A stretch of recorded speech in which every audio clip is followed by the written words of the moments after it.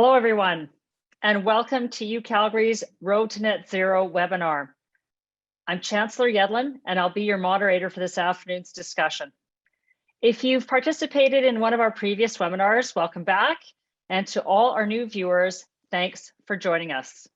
Today, we're exploring a very interesting topic with the potential for a lot of conversation. It's about the road to net zero. But before we begin, I'd like to acknowledge that we're hosting this webinar on the traditional territories of the people of the Treaty 7 region in southern Alberta, which includes the Blackfoot Confederacy, comprising the Siksika, Piikani, and Kainai First Nations, as well as the Tsuut'ina First Nation and the Stoney Nakoda, including the Chiniki, Bearspaw, and Wesley First Nations. The city of Calgary is also home to Métis Nation of Alberta, Region 3.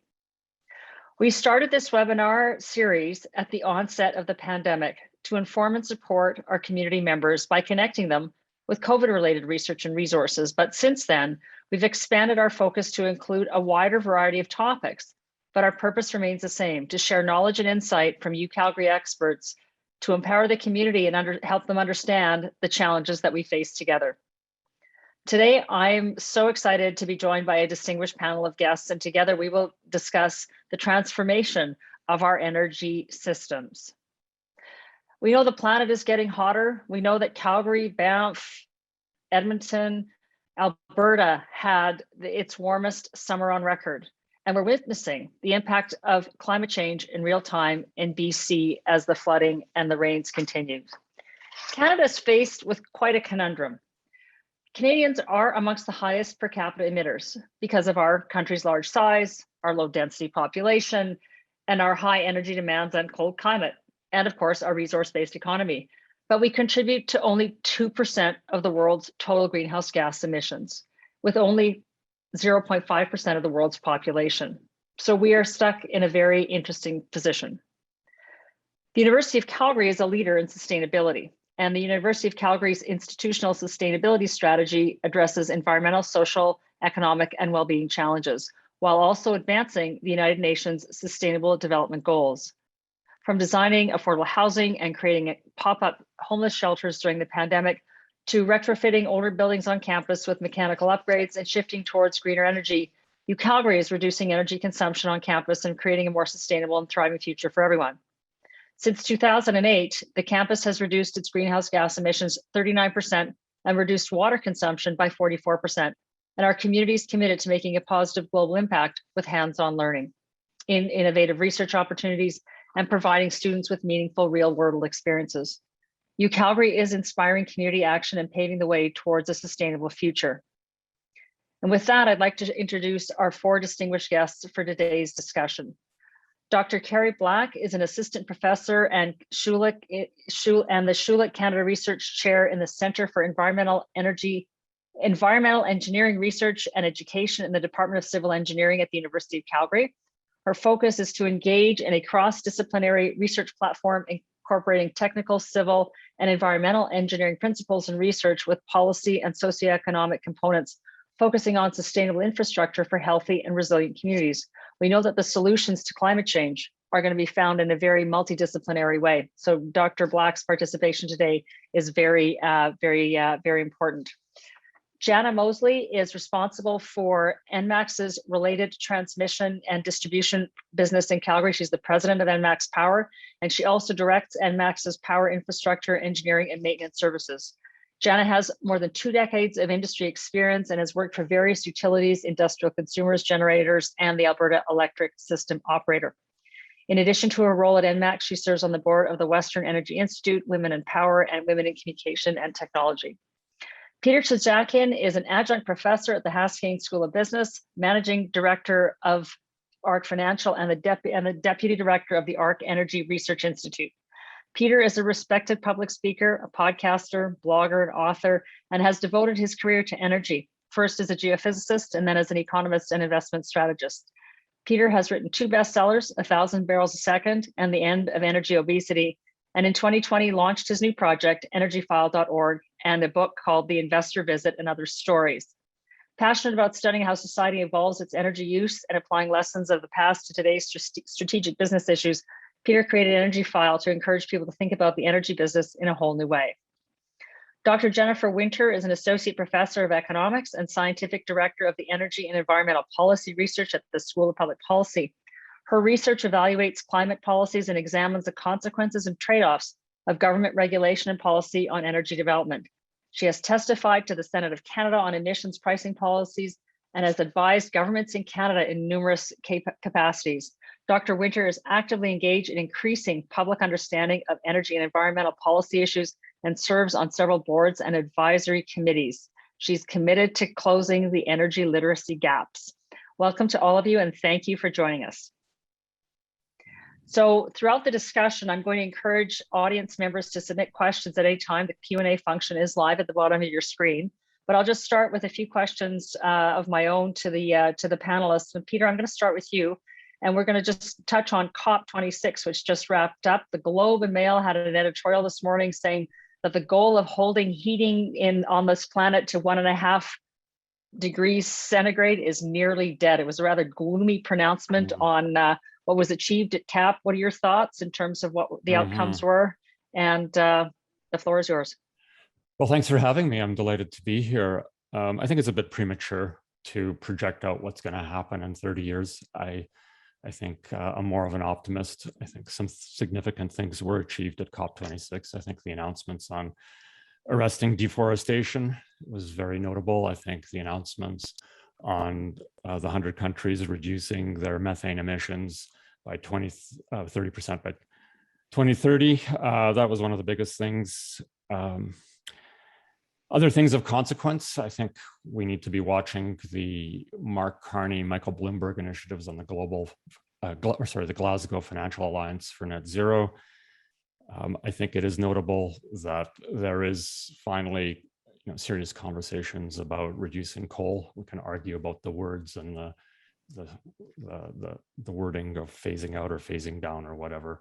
The reality is that there's now more momentum around getting rid of coal and trying to figure out how to do it. So, I mean, I could go on and on, but I think it's very premature to say it's dead. There's a lot of things that are going to surprise us in the next 20 years, 28 years to 2050, and things often surprise us positively as much as they do negatively. So we'll see. Thanks, Peter. Jennifer, I'm going to turn to you just in terms of addressing, just as COP26 was getting underway, the Prime Minister announced Canada's intentions to cap oil sands emissions. And I'm curious as to how you see his announcement, given that Alberta had already implemented a 100 megaton cap in 2015. What does the Prime Minister's announcement really mean in the context of what's been going on already in Alberta? So I think the Prime Minister's announcement was a little bit broader in that it wasn't just capping emissions from oil sands, it was capping emissions from oil and gas in Canada. So that's, I think, an important step. Alberta was obviously, I'd say, like a leader in passing legislation to cap oil sands emissions. Right now, that cap isn't binding. And so what remains to be seen is what sort of caps will the federal government wants to implement, and what's the time path for those caps, and what sort of cooperation between the federal government and the provinces will need to happen in order to make this a reality. Just to follow up quickly, if the cap was binding, would the Prime Minister have made that same announcement, do you think? I think so. Okay. I do. So COP is about making signals and committing to the other countries that are there that that Canada is taking action and it's serious about addressing climate change. The hard policy work to match all of those announcements has to take place at home, though. And so I think it's, these goals are fantastic, but the hard policy work is coming in the next couple of years. So that's, I think that's what everybody's going to be watching for, to see how what that looks like and how everyone's consulted in that process. Dr. Black, I'd like to switch to you and just talk about the mayor and the declaration of a climate emergency yesterday. Some people are concerned about this. Others say it represents a generational opportunity to transform our energy system. And I guess the question is it realistic to think that technology and innovation can decarbonize traditional oil and natural gas and ensure that our resources can be produced? Yeah, and I think the announcement, so first of all, thanks so much for having me here today and joining you here from Treaty 7 as well. I think the announcement is really important piece, but you know, these words are words until they're enacted, and policies are important, but so are people, and the role of the individual and collective in really creating change. I think technology and innovation have a role to play, but they still remain very, very disconnected from the individual experience. An individual, you know, the average Calgarian is not going to understand the role of technology and innovation that, say, research is engaging in and how that's going to contribute towards these massive goals. I think, you know, if we all agree that there's change, whether it's, we don't need to get political about it as a changing climate or climate change. If we acknowledge that there's change of some kind, then we have to get that buy-in at the societal level, at the community level, to really ensure that this sees fruition. But I think one of the important things from the mayor's statement also was the recognition of the role of Indigenous people as stewards of the land. And I think that's really critical and foundational to our ability to move forward, because there's no better example of people who've lived in harmony with nature for thousands of years than Indigenous people.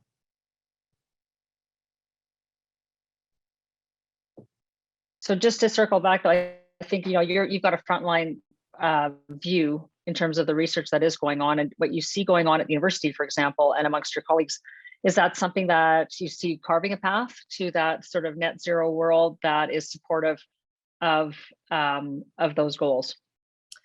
Absolutely, but I think we have a long way to go, and many people would agree that you need a collaborative transdisciplinary process for this to be truly successful. And the systems that exist or are currently in place are still very siloed. We're still very siloed. You know, we don't reach out across the table to humanities and social sciences enough. We don't sit around in a truly collaborative sense to achieve those goals. So there's lots of great work being done. But that is still being siloed. So too is actually research itself, still very siloed in terms of how we interact with industry, how we interact with community, how we interact with policymakers and governance. And so it's difficult to affect change when you've got, you know, multiple silos that are taking place in a multi-siloed environment. And so it's really hard to find where are those leverage points that we can enact that change. I think the more that we can cross that table and truly do that transdisciplinary collaborative work, then the better we'll be in really sort of pushing for that change that needs to happen. But it requires fundamentally rethinking the way in which we do research, the way in which we talk about technology and innovation, and what truly is innovation. Is innovation technological innovation, or is innovation when we change a process and we change a mechanism by which we engage with people? Yeah, so is it iterative or is it revolutionary or evolutionary? Exactly. The endless loop. Jana, one of the biggest wins on decreasing emissions has been the ability to shift off of coal and towards renewable resources as well as natural gas. You know, the electricity sector is talking about getting off, you know, getting it to net zero by 2035. What has Nmax done to make that shift? What else is on the utilities agenda? And then I have a follow-up question for you as well. Absolutely. Thanks for having me here as well.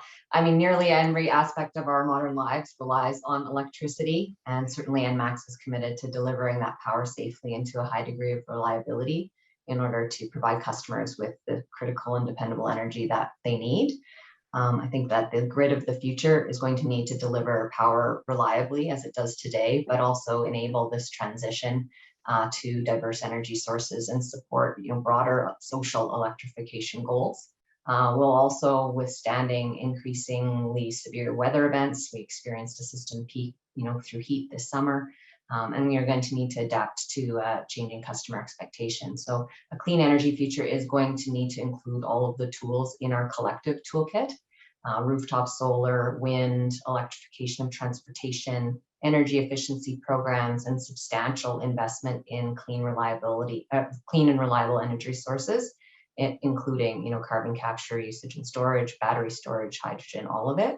At Nmax, we are already off coal and have set our sights on achieving net zero emissions by 2050 as part of our ESG commitments. And we really have a three-part approach. electrify 35% of our mobile fleet by 2025 towards our aspirational goal of electrifying 100% of our fleet by 2030.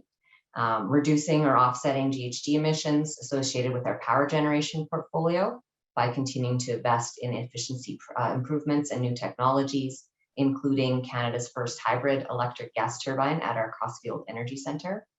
And then offsetting 100% of our building GHG emissions, both Scope 1 and Scope 2, from 2021 and onwards. So we've got a big, we have quite a roadmap ahead of us and a lot of work to do, but we're well on our way.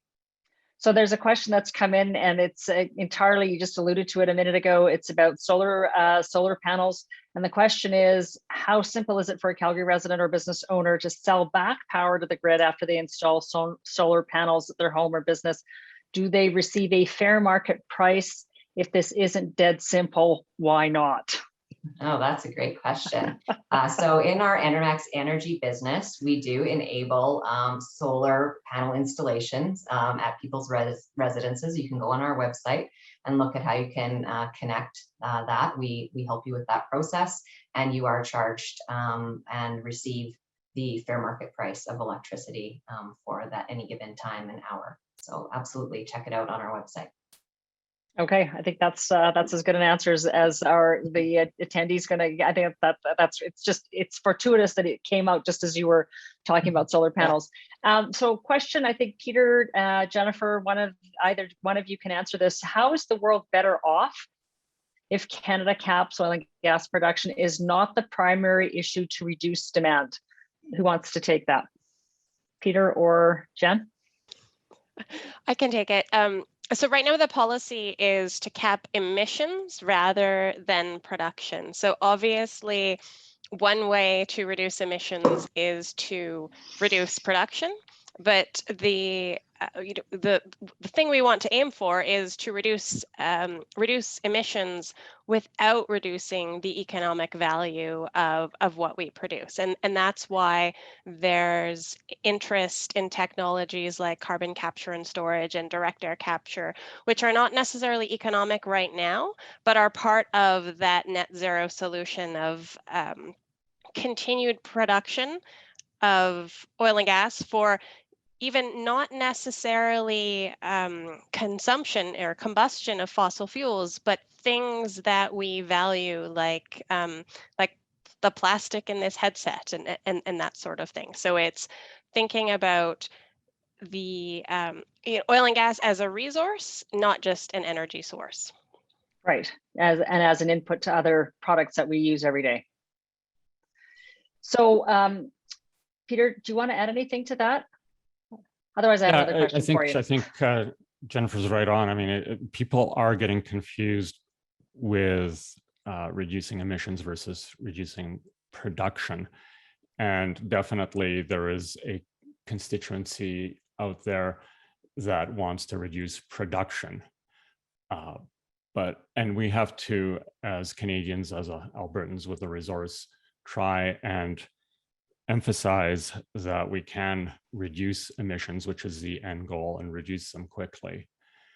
Because the oil and gas industry, also with CCS, as Jennifer mentioned, is ideally positioned to be able to remove emissions from other industries that are decentralized, for example, say aviation or agriculture or others as well. So, we have a big role to play here with our knowledge base and our industrial, I'll say economic potential here, which does not necessarily mean emissions have to go up. The question too is that we're starting to see a lot of interesting developments from an energy technology, climate tech world. The accelerators are supporting that. Do we really understand that what happens in the energy sector in terms of decarbonization can be applied to so much of the industrial complex? Is that conversation happening in a way that people understand that it's not just about the energy sector decarbonizing, it's actually what we develop here can be applied across the industrial complex and reduce overall emissions? Well, I think it's starting to happen, but there's a lot of tension. I think we have to be cognizant that the narratives about end of oil and shutting in production and all that kind of stuff is counterproductive to exactly what you just said, Deborah, which is understanding that the oil and gas industry is really an industry that takes molecules and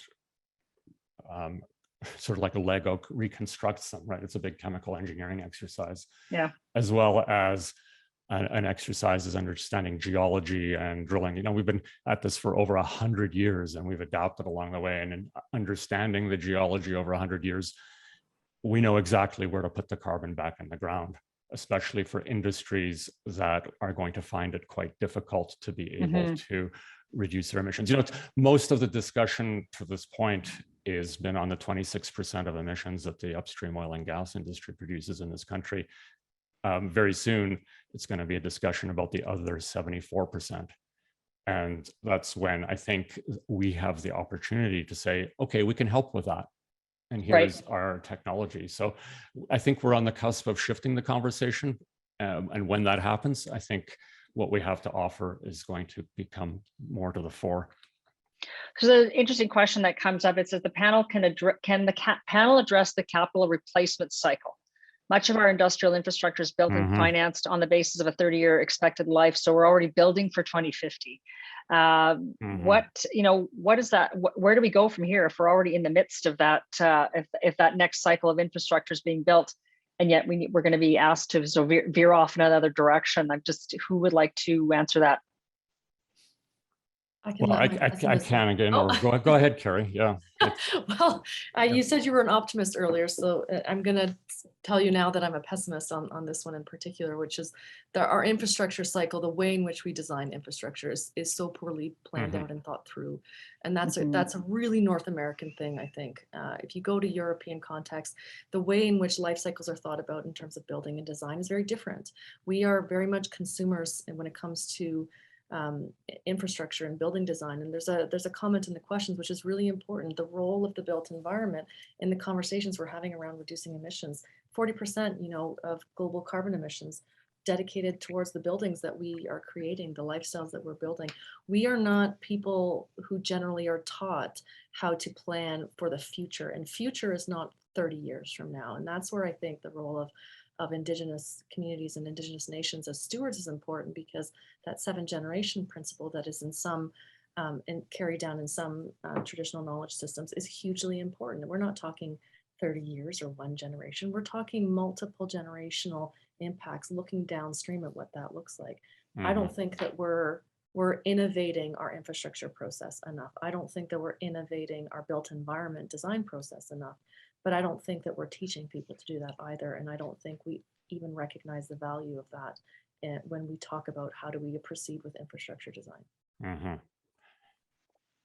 Yeah, if I may, I mean, this is one of the most important questions, I think, or issues, because building new, where much of the emphasis is being put in terms of stimulus dollars, et cetera, is a lot easier than getting rid of old, especially when you bring into the discussion accounting and depreciation schedules and assets on the books. So now you're into the whole financial thing, and then that affects taxes and tax policies and so on and so forth.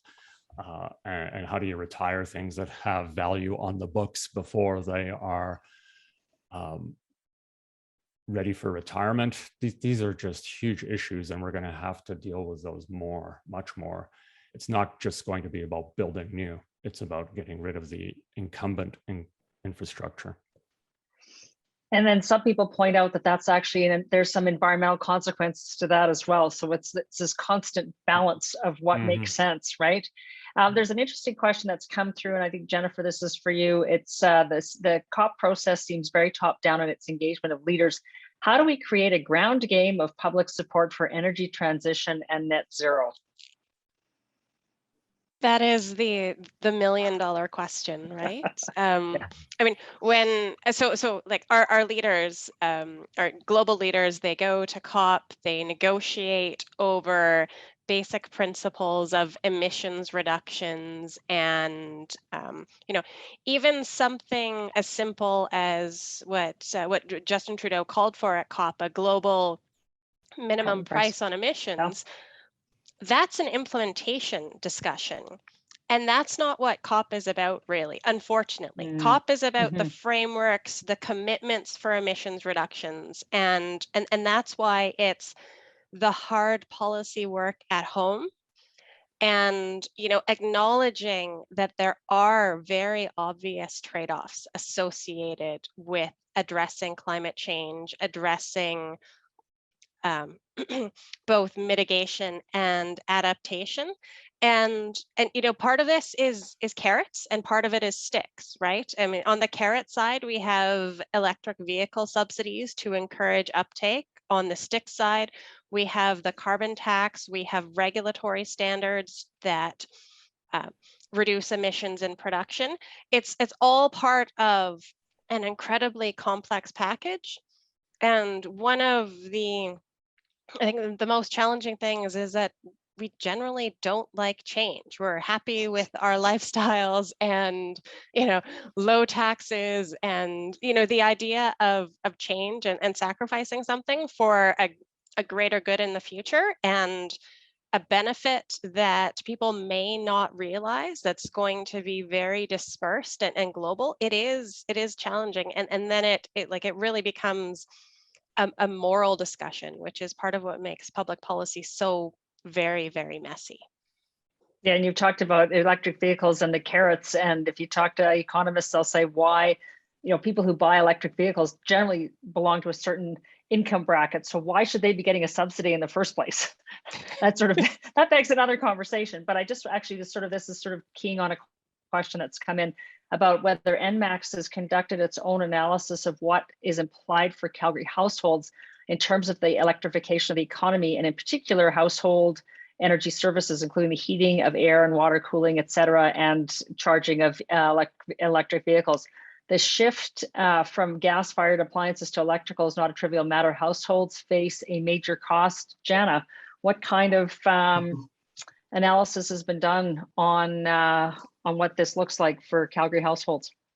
Yeah, thanks. That's a great question. And just going to some of the comments earlier and even some of the questions in the chat, there is something here around maximizing the use of the infrastructure that we have today, and figuring out what needs to be new or what needs to evolve for tomorrow. And so we're spending quite a bit of time right now doing several pilot projects that are helping us test out where do we go from here. So for example, in the city of Calgary right now, we don't have automatic automated metering infrastructure where we could read your meter remotely. We could provide you metering data to understand your consumption use in a much more detailed way. That isn't something that we have here today. And going back to a comment that Peter made, part of that is around depreciation and the financial treatment of retiring something before it's reached its end of life. And this is one of the key policy decisions that we're working through right now with the provincial government and the Alberta Utilities Commission that could hold us back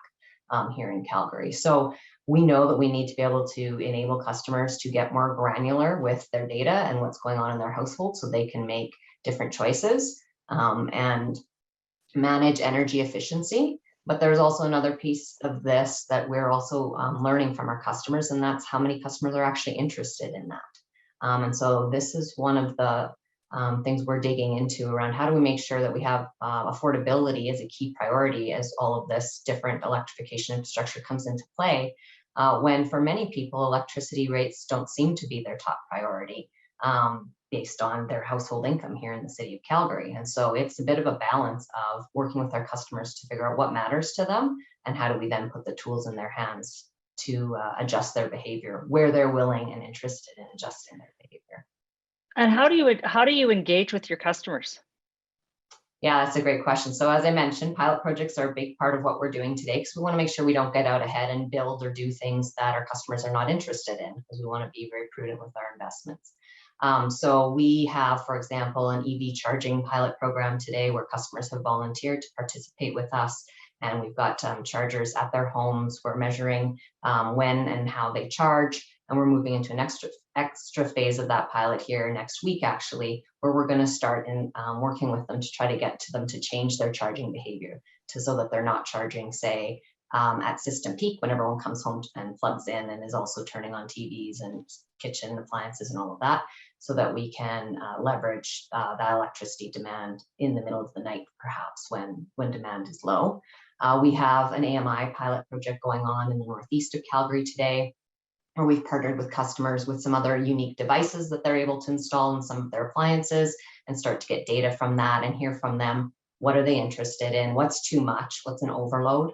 And how will that then inform perhaps time of use rates in the future, where we can be incenting certain energy efficiency behaviors. So those pilots are a key part for us. And then we also have other approaches where we're seeking out data from just across the city or across the province to hear what's mattering to customers and what seems to interest them around changing behavior in this area.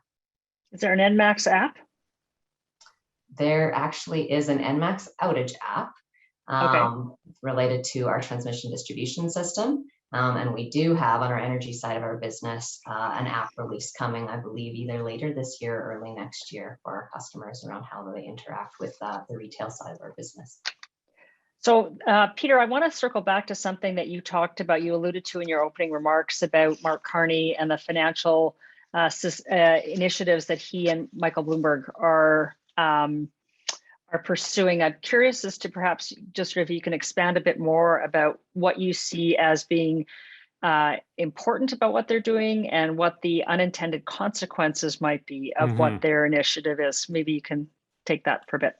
Yeah, it's a very far-reaching and comprehensive initiative to bring together a collection of some of the world's largest financial institutions, whether it's pension plans, pension funds, endowments, investors, banks, insurance companies, and so on, and effectively create a framework whereby they are encouraged to invest in the clean energy economy and discouraged from investing in incumbent legacy high emitting assets effectively.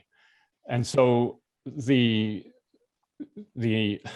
always say that if you think government policy is consequential, when you have the financial industry starting to pick winners and losers and imposing policies all the way down to your financial statements, I mean, that is far more consequential to potential outcomes. And so, at the highest level, this is very needed in terms of understanding how to encourage financial institutions to invest in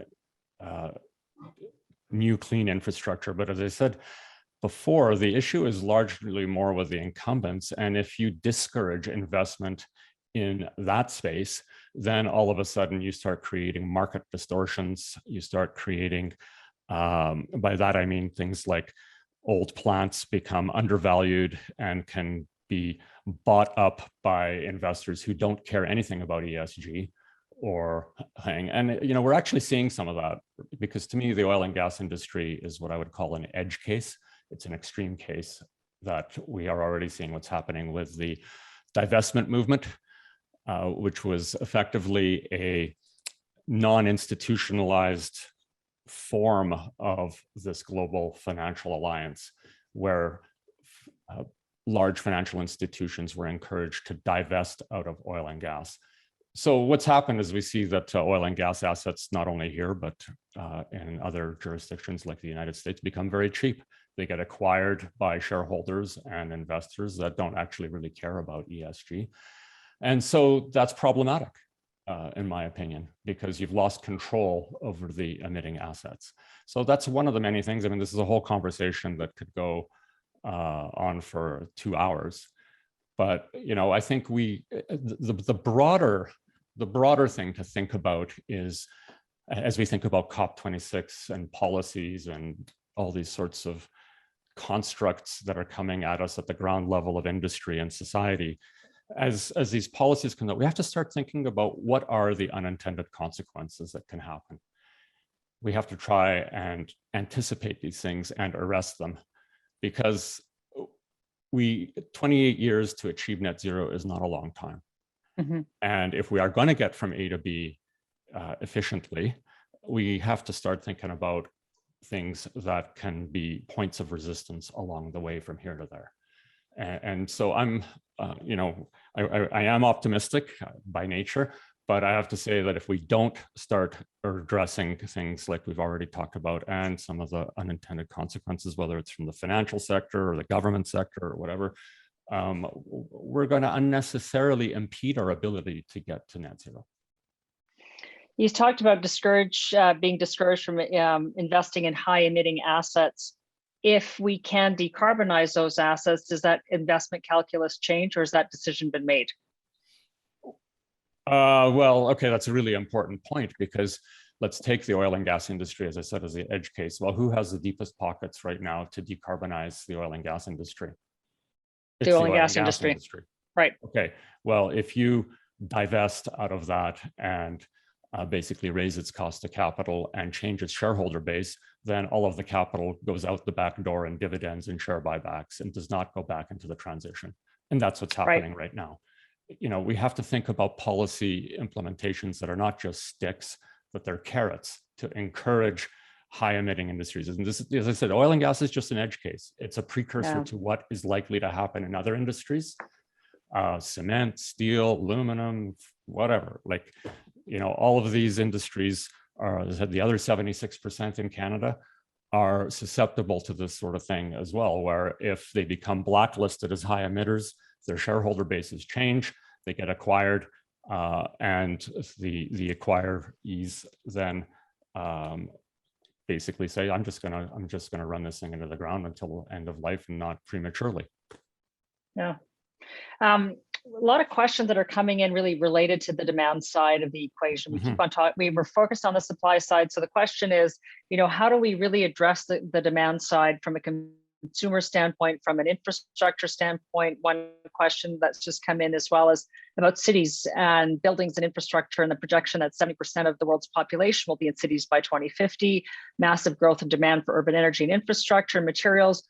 What are some of the key steps we should be looking at in terms of decarbonizing the building of city infrastructure, and it can be done in a way that keeps our ecosystems intact? Who would like to take this? Jana, Dr. Black? Sure, I could start. I mean, I think actually Dr. Black said something important earlier in the conversation, and that is really around eliminating silos and getting to a place of you know, consolidated and collaborative planning. And I know within the city of Calgary, certainly Nmax has spent quite a bit of time talking with the city around, you know, their goals for downtown Calgary in particular, and then electrification in our city. And so going back to some comments in here around, you know, the building standards that are set, looking at longer term planning, conversions of buildings, things like that. What do we need to do there?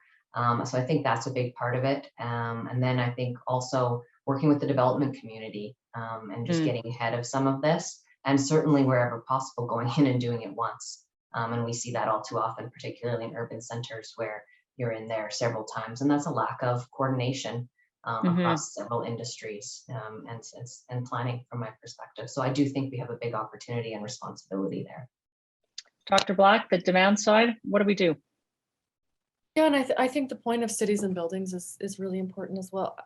I think that we forget that the role that technology and the built environment play in human behavior, and really what how do you drive change is not necessarily like if you build it, they won't come. I mean, that's not how it works anymore.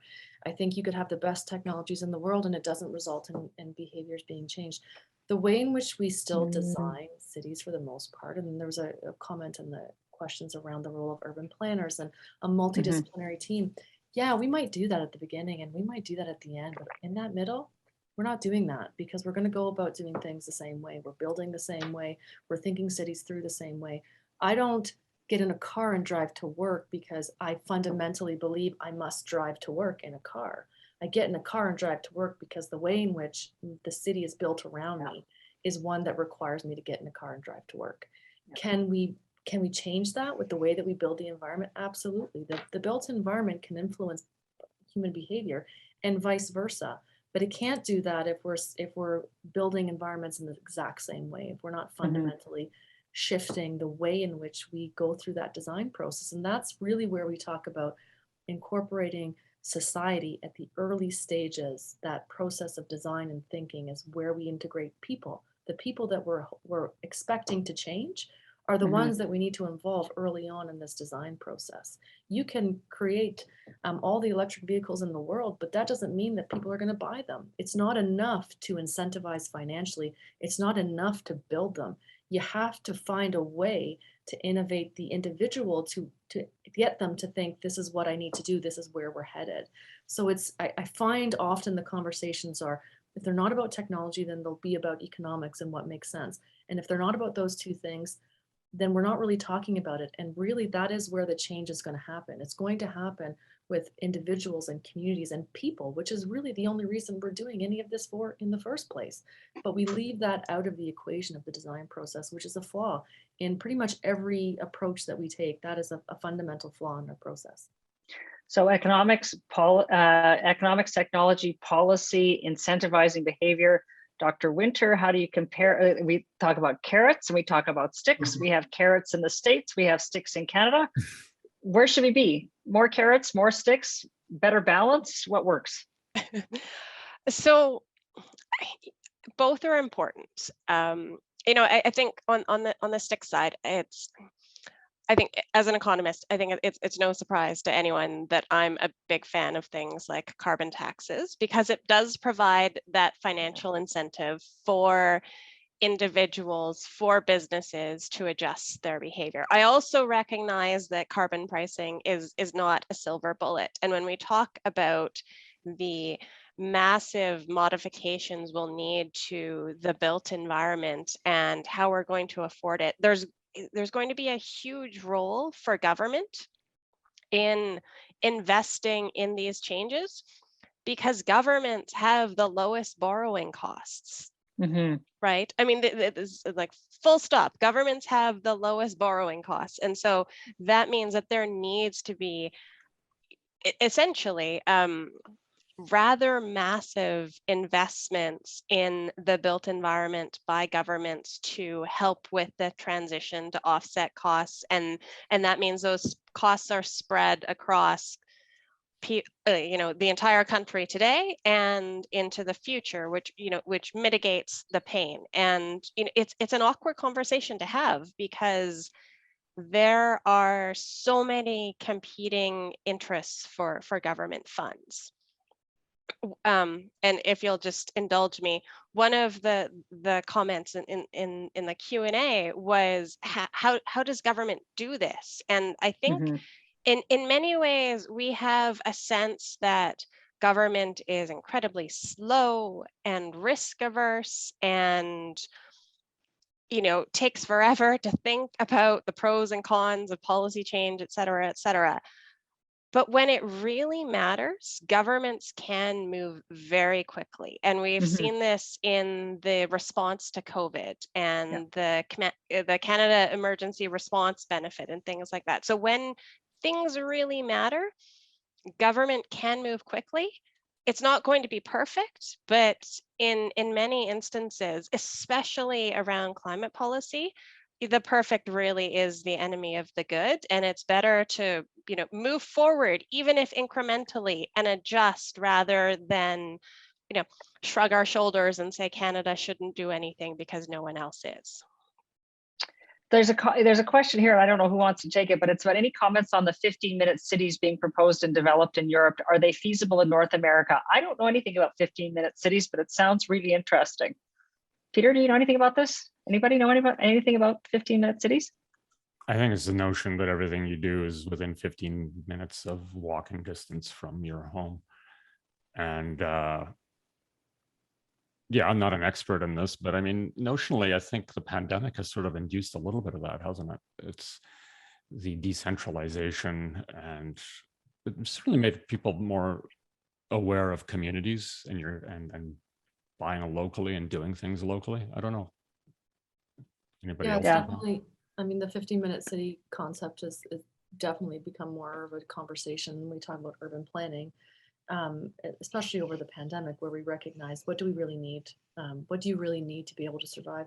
But I think it's important to recognize that a lot of these topics They are topics for the privileged, to be honest with you. You know, a 15-minute city, reducing emissions, buying electric vehicles. These are not conversations that are covering all socioeconomic brackets, Yeah. and that's a huge problem. There's people that are being left behind. I think energy transitions can go hand in hand with benefits for all and not leaving people behind, but it requires really clear planning. I love the idea of building things differently and doing things differently, provided that we're not leaving people behind. But right now, it's still, to me, a conversation that we can have as privileged people. Where can you live in the city that is more of a 15-minute design? You look around in this, take City of Calgary, take Edmonton, take Toronto, take Vancouver. Those areas where you have a 15-minute walk to the things, the necessities of life, you'll find that those costs of housing is increased, and what you're walking to is more expensive. So you're not creating cities right now for all, and that's a huge, you know, that's a huge problem in and of itself. So yes, does it work? Does it work more in a European context? Absolutely, and that's just purely based on space. We have space that Europeans don't. Peter, you recently wrote about the disorderly transition. And I wondered if you could sort of talk a little bit more about how this goal to get to net zero is outstripping the reality of what it will take to get there. Yeah. Well, maybe we need to be a bit more realistic about where we're going and how fast we can get there. Yes. So to understand what I was writing about is, you know, take orderly transitions that we don't feel, say, going from landline to your mobile phone, going from paper maps to GPS maps, going from VCRs to streaming. It all seems very seamless, but you don't really latch onto the new until you're completely convinced that the old is done. And so, you know, in that context, it gets back to this whole thing about building new and retiring old. And the perception that has been created out there with all this sense of urgency and a lot of the headlines that we see, I was arguing, has created a almost selection bias, or leading to a confirmation bias that we are transitioning a lot faster than we really are. Right. And what that has caused is things like lack of, I'll call it, maintenance and capital in our old energy systems. For example, the obvious one being the oil business, where now the supply side is having difficulty keeping up with the demand side that is surging again. And so we really haven't transitioned yet, because there's over 1 billion cars that we have to swap out, and selling a couple 100,000 a quarter is not really fast enough. And so we have to be very mindful again about the unintended consequences of doing things too quickly, and we need to be thinking, I argue, more holistically about how this transition is going to go, if it's going to be smooth. Because, you know, I think further to a point that was made earlier, we're humans, and I think it was Dr. Winter, I think you were the one that said it, that you know, change is difficult, and we're not inclined as people to let go of the old without being completely convinced of the new. And so whether it's at an individual level, a community level, or a corporate level, or whatever level you want, civic level, if we're going to think about transition in a smooth way, we have to think holistically and think about all the potential risk factors and unintended consequences of all the policies and things that we lay down today. So there's an interesting question that's just come in from Steve Bryant, and he says the last 6 months in Western Canada, including the last 3 days in BC, suggest we're going to have a massive adaptation bill, especially for infrastructure. Can we adapt to already changed climate and simultaneously build out new infrastructure for the transition? I think that's for Dr. Black and for Jana. Well, having spent quite some time on our infrastructure, Highway 93 on Sunday for 15 hours, I can tell you we have a long way to go. You know, it's an important, a difficult question, but an important question to think about. You know, can we do both? Absolutely. I don't think we have the choice anymore. I think the days are gone of being able to think, well, one day when no, we're in it right now. I mean, we're in it. And you can see the role of planning that's involved there. You can see the role of multidisciplinary conversations around what happens when, scenario planning of discussing if this, then what? And what we don't do well is that very conversation. Okay, so what happens next? So what does that mean? Even this conversation around the oil and gas industry, that's just a small, and it might be controversial, but it's a small part of the conversation because there's so much more that we have to tackle. So can we do both? We can, because we must. Right. But I think it's really difficult to do, to be honest, unless you literally are exposed to it in that moment. And so we see the examples of BC, of mudslides and people trapped. And unless you're in it, you're going to say, well, that's over there. And so that's not, that's their problem. They live in that zone. If you live somewhere where you're fire prone, well, that's their issue. If you're in the north, that's your issue, because this is disconnected from me. Until my water's turned off, my power's off, and I don't have access to basic necessities, I'm not inclined to act. That is the status quo that exists in a North American context for sure. So unless pushed to change, it's difficult to change. So can we do both? Yeah. But unless people can make that direct link to this happened because of this, therefore I have to, very difficult for that change to be affected in any measurable way. We have to make those connections stronger. We have to show the impacts in a much clearer way. And we have to stop making it political conversation, and we have to stop attacking each other. It's not about, when you attack a certain industry, you're going to get people up in arms. You have to think about, how do we all work this together? It can't be the Hunger Games. It has to be how we work collaboratively together towards the future that we all want. And Jenna, I mean, you're right in the middle of the whole infrastructure conversation, and peak loads this summer that could have caused all sorts of consequences for Nmax. So what are your thoughts on that question? Well, I think it is an important question. I mean, electricity is an essential service. It must remain affordable for all customers.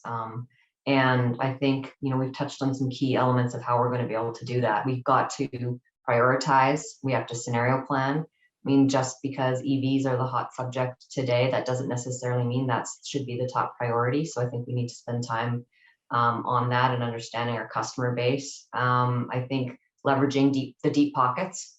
Peter mentioned that. We can't just, cut off, certain industries because we don't like them today. We need to leverage them and take advantage of their interests and their own motivations to achieve this clean energy future. And the other one, which we've talked about a few times, is this cross-functional, cross-industry, government, academic collaboration. Because we can't just go in and do this alone. And we've seen that in the utility industry specifically, where, if we can't get aligned, we're slower to move, slower to advance things, and it will be more expensive if that is the approach. And so I'm sure that's in all sorts of industries, if we can't get alignment within these certain pockets. So yeah, you just to pick up on your cross-industry collaboration, Dr. Winter, I think, we're talking that one of the items on the agenda of the federal government is this just transition. And so what does that conversation look like? What should Alberta's contribution be to that conversation? What direction should we be going in terms of that goal? And what does that look like to you? And I think, Peter, you probably would like to weigh in on that as well. Sure. So I think first and foremost, we learn from past mistakes. I mean, we have examples of transitions, when the fisheries collapsed in Atlantic Canada, pulp and paper in BC and in Ontario and Atlantic Canada. We have examples of economic changes that affect specific industries, and we can learn from them. And so that's part of it. Another part of it is not just focusing on the workers, say in the oil sands or coal mines. It's also their families that likely need support and retraining and transitioning. And I think the last point is, frankly, dumping money into it, because these are lives and livelihoods at stake, and delaying overspending is far worse than underspending and risking vast swaths of the population not having the skills they need to move into new industries and adjust along our transition path. Mhm. Peter, the just transition conversation. I just want to add. Somebody sent in a note just saying coal to oil was 60 years, oil to natural gas was Mhm. 60 years, natural gas to renewables. Will it be 60 years as well? So just but obviously this is this notion of a just transition is on the agenda of the federal government, and how should we be looking at that and contributing to it in a constructive way? Yeah, boy. Well, it kind of feeds into what I said earlier about we don't really know what the next 30 years are going to be like. Like, I mean, just think back 30 years ago. Our mobile phones were analog and the size of your shoe, and look at where they are today and how we've adapted.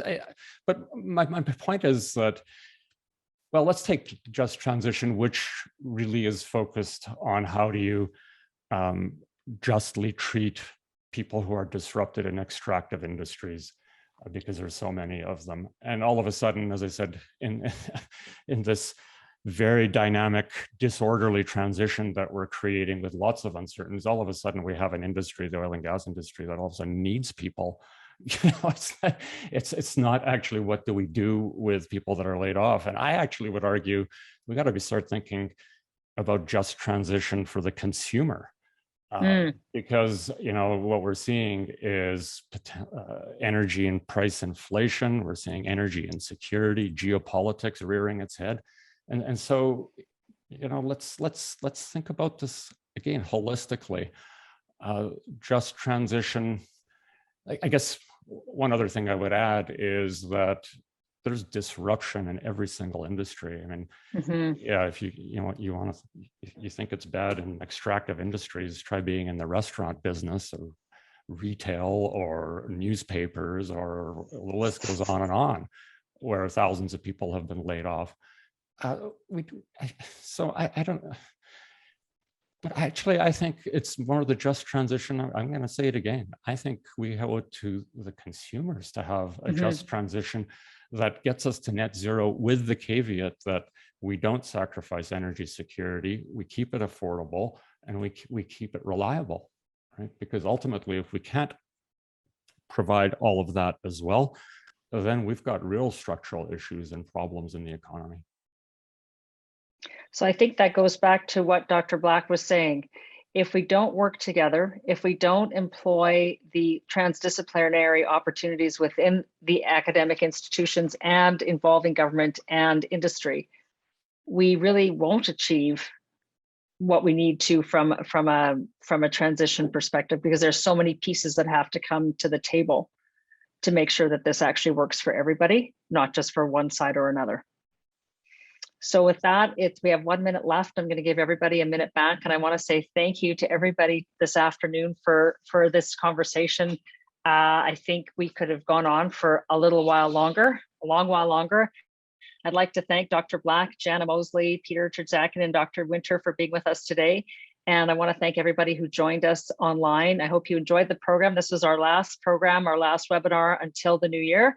And hopefully we'll see you in January of 2022. If you want to see any of the program again, please watch for an email from us with a link to the full recording. And you can also look at other episodes that we've posted online at ucalgary.ca/community. Find more webinars, podcasts, and stories on topics that matter to you. Thanks, everyone. We'll see you in the new year.